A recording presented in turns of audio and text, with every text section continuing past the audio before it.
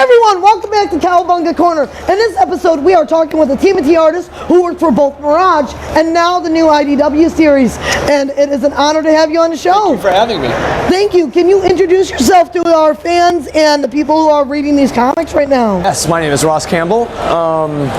Most of the stuff I do is kind of indie graphic novel stuff for Oni Press, slave labor graphics, and I'm also drawing Glory for Image Comics right now.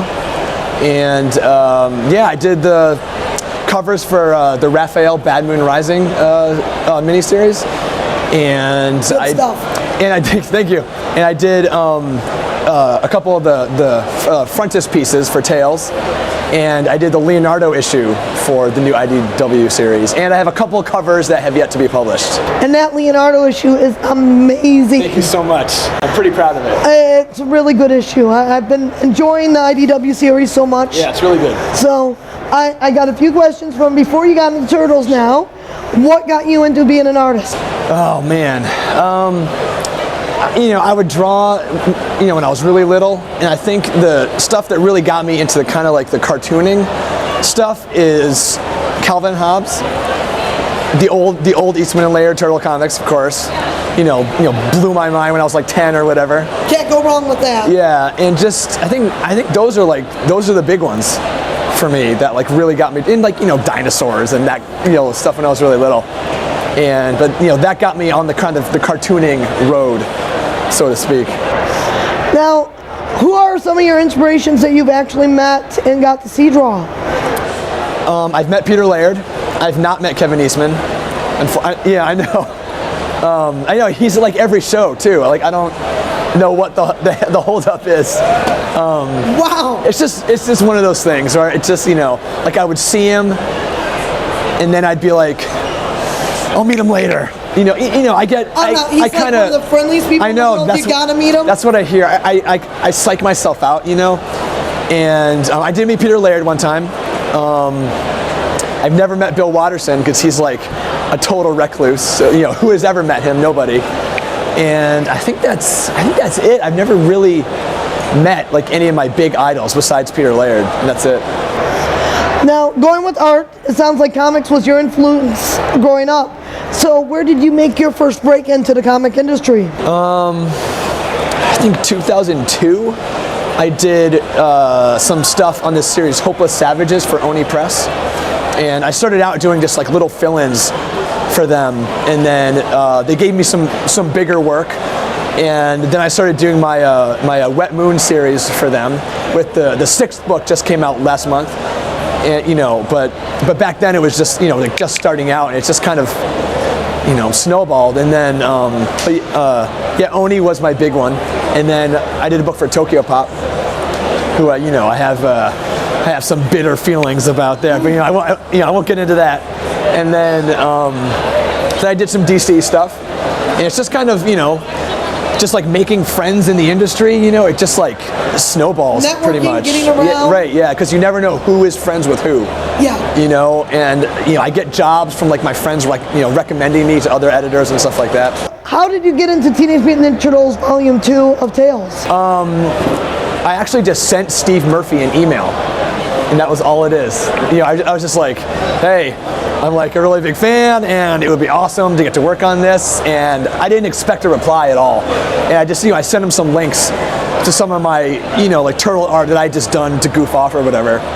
And he's just like, yeah, let's do something, you know. And he got me the Bad Moon Rising gig and the two frontispieces, and I almost did a Tales issue, but you know, Steve, he was going to help me like get it through and get it like greenlit or whatever, but just it didn't make it that far, and then Tales stopped publishing. Yeah. So the buyout happened, and yeah. But we got a lot of new and good stuff coming from the buyout. So where did IDW come in? I was actually supposed to draw back in 2010, like, you know, like right after the buyout, like late 2010. You know, it happened in 2009, but like things take a while to get going. So like late 2010, I was going to draw the new Turtle series for Dark Horse, and that fell through, and Nickelodeon bailed, and I was just like, you know, like I thought that was going to be close. Yeah, I was so close, you know, and like I wasn't allowed to tell anybody, and you know, except like my mom or whatever. And so they bailed, and I was just like, ugh. And then after IDW got the license, I figured, I was like, well, you know, I can tell everybody about this, like the Dark Horse thing now, right? And I just like went public with it, and I raised this big stink on Twitter about it. Once, you know, I was like, IDW, that was my book, that was my Turtles book, and I think I was like on their radar at that point because of because of the Dark Horse thing, and because I think Nickelodeon knew who I was because of that, and then making a stink on Twitter, you know, and it like nothing happened with it for a while. And I was just like, nothing's gonna happen, you know. They got Dane Duncan, who's great, and I was like, oh, you know, they got somebody else. No, you know, nothing's gonna happen. And then Bobby, the editor, Bobby, he contacted me late 2011, and I was gonna draw the Donatello issue at first, but the schedule got changed, and it was just like impossible. I just couldn't do it. You know, there's like, well, you have 2 weeks to do the issue. I'm just like, well, that's physically impossible. And I thought that was it, because back then Kevin Eastman was going to do the Leo issue, and so I was like, well, that's it. I can't do Donatello, and Kevin's doing Leo. That's it for me. Like, I'm done. Like, that's it. Like, this is like happened basically a year after the Dark Horse thing. I'm like, it's all happening again, you know. And then like a month or two later, Bobby was like, hey, Kevin had to bail, and you know, like, you're on deck. Do you want to do Leo? I'm just like, hell yeah. It's so much more up my alley than the Donatello issue anyway. So. And both end up turning out fantastic. I love the Donatello issue. I love the Leo issue. It's got so many interesting twists, like Leo down inside the house where he bumps into that lady who's trying to tell him to get out of there. Yeah, the old lady. I'm just like sitting there going, whoa. So the artwork and the story just flew. Right. Brian Lynch, the writer, we were just like really on the same page, I think. You know, just like the emotion, like, you know, because there's so many like emotional like highs and lows in that issue, you know, and like I really like doing like the facial expressions and stuff like that. So I get to draw Leo. He's kind of like kind of cocky in the beginning, right? And then he kind of gets ground down a little bit, and then he's scared, and then he's like flashing back to like, you know, like Tang Shen and stuff, and he's all like, yeah, you like crying or whatever, and then he's like got the rage, right? And then at the end he's like defeated. It's just like we are just like on the same page. So it's just like really serendipitous, I think. It was really, really well put together. Now with this, did you do all this with storyboarding or laying out the comic? I do thumbnails, which are like 2 inch by 3 inch like little layouts, you know, and I just do the pages like really small at first, and then, you know, I submit those, right, you know, just to like show Bobby and Nickelodeon, and then once they approve those, I blow them up really big, and I light box over the thumbnails for the final pages. Okay, that's really cool. Now, did you get to keep your original artwork? Yes, I mean, I've sold all but 2 pages, but yeah, I know those, man, that was the fastest I've ever sold anything. Like, you know, I was selling pages before the issue even came out. You know, I had people like, hey, do you have pages from the Leo issue that's coming out? I was like, yeah, I do. And then I would like send them scans and stuff. And I sold like 95% of those pages within 2 weeks. And they were gone. It was pretty amazing. Well, it was an amazing issue, and the title itself with IDW seems to just keep growing. Yeah. The fan base for the comics, they're doing such a great job writing it and tying it in with the Micro series that it's just bringing in more fans, so I can see why your artwork just... And I think, you know, just the Mirage connection too, where it's like, you know, I never did any of the Mirage actual comics, but just the fact that I did the covers, I was like kind of out there, I think. Anyone who's helped with Mirage definitely has credibility with us fans. Going saying, hey, look, they brought somebody back. Yes. And it's one of the things I do like that Nickelodeon and IDW and them are doing is with each of the areas they are bringing back people who work on Ninja Turtles. Yeah, definitely. So now, with Ninja Turtles, you mentioned it was one of your inspirations. So how did you first hear of Ninja Turtles? The toys, actually. The old Playmates toys. Yeah. And I remember the first thing I ever got was the Donatello toy. And I don't recall if I had seen the show yet at that point, which was like 1989 or something like that. I've never been like a big TV kid, you know, so I think I just hadn't seen it yet. And I just saw them in, you know, I saw a kid at school or something who had like one of the toys. I was like, what are those? Like, oh my God, they're like, you know, yeah, it's like, I think one of the big draws is like they're not people. Yeah. You know, they're not humans, you know, and I was like really into that.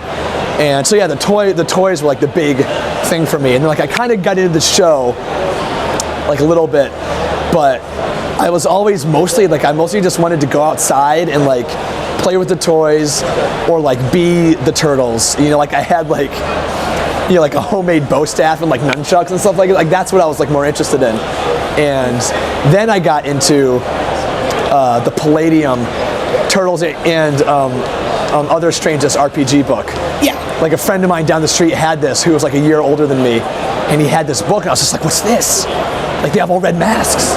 And they, you know, I was like, whoa. You know, like, you know, and so then that got me into the Mirage comics when I was like 10 in like 1990. And like after that, I pretty much like renounced everything else. And for years, I was like a purist. And I even took my Playmates toys and painted all the masks red. Working on the Leonardo issue of IDW, you had to deal with some of that flashback stuff in the artwork. Yeah. Where was your inspiration on drawing the Tank Shin flashbacks? I don't know if I had any specific inspiration, but I knew that I wanted it to look different than the rest of the art, you know? So I was like, well, you know, doing the rest in ink, right? Yeah. And I'm doing like, you know, I did like a few of the panels with like watercolors, you know, so it's like the, you know, so there's like, so I wanted there to be like a gradation, you know, so like pencils are the flashback, right? You know, just like straight up pencil artwork, like kind of sketchy. And then like the middle range is just the ink, right? And then like the Leo close-ups have the watercolor. So it's like this range or something. Like the watercolor, it's supposed to be like more focused. Like Leo is like, this doesn't make any sense. Leo, it's like more, like he's more in focus, like as a person, like compared to the flashbacks, which are not, which are not in focus, and they're all in sketchy pencil. So that was like my approach to it. Because I did notice that was a different style between the two, and I was wondering how you came up with that one. I love the way you were able to make it all different throughout it, to where it flowed great the full time. Thank you. And was able to keep the readers involved with the story. Now, who is your favorite turtle? I'm gonna Leo, but if you had asked me about a year ago, I would have said Raph.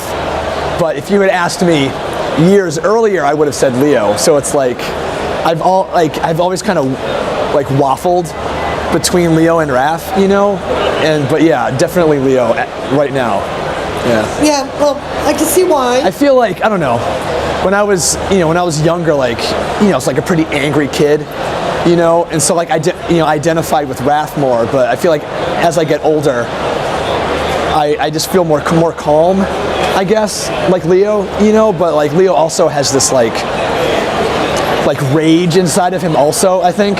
He does. Yeah, which the IDW Leo issue is also like, you know, Brian, he just like had that scene where Leo like flips out. And I'm just like, yes, this is like exactly what I was thinking, you know.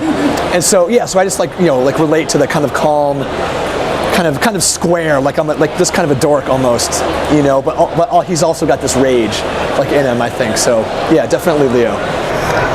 That's cool. It's a long explanation, but definitely Leo. Hey, everyone's got their reasons, so yeah, definitely. Now, is there anything that you are working on coming up that our viewers and fans may be interested in seeing? Well, I'm still working on Glory for Image, which is a revamp of an old 90s Rob Liefeld character, and we've like, you know, rebuilt her from the ground up, and she's like 9 feet tall, and she looks like the Hulk. You know, and so, you know, it's got a lot of like, you know, it's not really similar to Turtles, but, you know, it's got a lot of kind of like fantasy action and like lots of gore, you know. And I also do a kind of really small time indie book called Shadow Eyes, which I both write and draw. Oh. And it's kind of Turtles influenced in some way, where like the main character Shadow Eyes, she's like this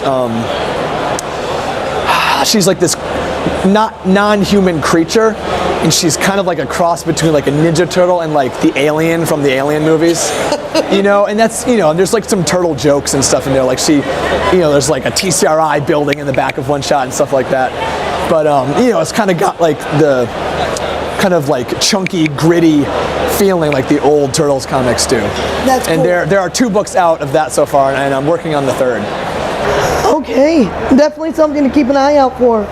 Now, is there anything you would like to say to the fans?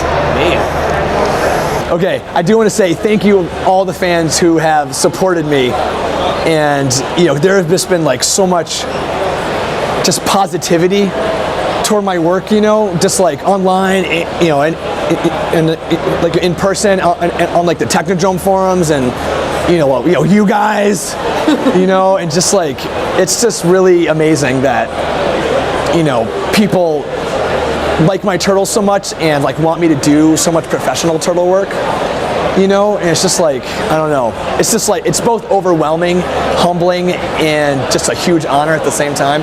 So yeah, just thank you to everybody who digs not just my, you know, not just my turtle work, but just all my stuff. Just, yeah, thank you. That's what I wanted to say. Thank you for being on the show. No problem. Yeah, thank you for having me. It's an honor. Oh, it's an honor to have you here. Thank you. And thank you guys for watching. We're still at New York City Comic Con. We're going to have more interviews, more stories throughout the weekend. And we'll catch you next time here on Cowabunga Corner. Cowabunga!